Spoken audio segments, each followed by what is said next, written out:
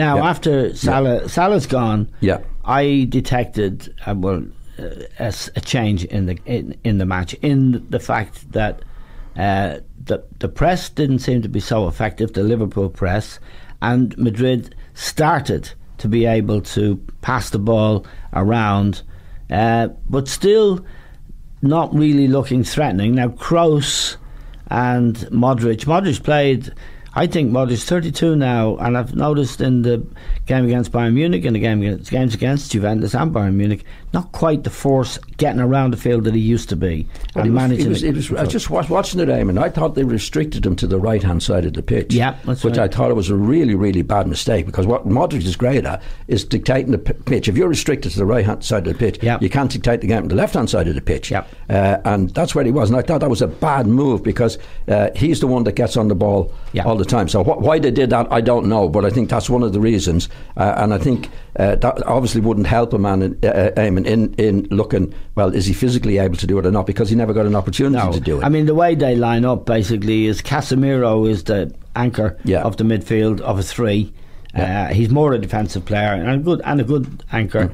Kroos drifts around the place, and as you say, Modric ideally would be in everything. Everything, Eamon. And he wasn't. No. He wasn't. And it allowed Liverpool going the way, especially early on. They were very, very good. They dominated the game. And I was amazed where Modric was, because he's the one that you'd expect to get a hold of the ball and stop this onslaught, if that's the right word, from Liverpool's point of view. But he didn't do that. But I think, I know it might have been a coincidence, Eamon, and maybe they wouldn't have gone off the ball quite as quickly, Liverpool, if Salah had stayed on the pitch. There would have been a better opportunity in that. But I felt that Liverpool, anybody, I've never seen anybody maintain that without the opposition, without scoring. Yes. Without scoring. Normally you could be 2 or 3 up at that particular stage. And I think that would be typical Klopp. But when they didn't do it to get the 2 or 3, then there's a lot of game to go. Yes. That they have to maintain some standards of holding on the ball without the go attitude. There was just one marvellous pass from Firmino, which looked like it was going to put Mane through, but Varane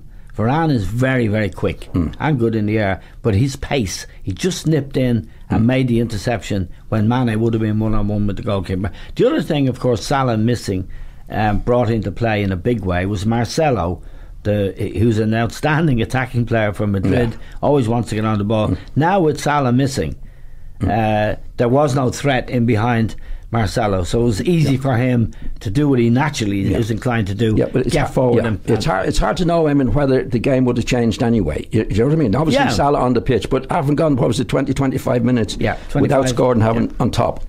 I think it would be very hard for Liverpool to maintain that without Real Madrid coming into the game somehow. My point is that they didn't look, John, like they were coming into the game. I mean, Benzema came incredibly deep, and he was linking up with Marcelo at times. Now, that's not really what Benzema does. He was able to do it, and he was welcome, because I backed Madrid. Although I'm a Liverpool fan, I wanted Madrid to pick up my few bomb, but I basically wanted Liverpool to win, of course. But I didn't see any sign until, even in the 20 minutes that was left before half time, there was gradually Madrid coming into it, but I didn't see a threat. Ronaldo, for example. No, I don't think there was a threat, Eamon, but you can stop the onslaught without being a threat. You know what I mean? First thing, stop the onslaught. You stop that first, and I think at that stage they were just about doing that. They weren't playing well, Real Madrid, at all, and Liverpool were still on top, but the initial onslaught, when they looked like they were going to score, and that was coming back a bit, which you would expect is very difficult to do it, as we know, for any team, Liverpool anyway, to maintain that thing. They were trying to do it, but Madrid did, not because they were playing particularly well, Madrid. First of all, Salah went off, but then they were able to get a hold of it a bit more than they did in the last 15 minutes. They had much more of the ball and much less of a threat than the first 15 minutes. That's all I'm saying. But it was a crucial part of the game. There's no doubt with Salah going off.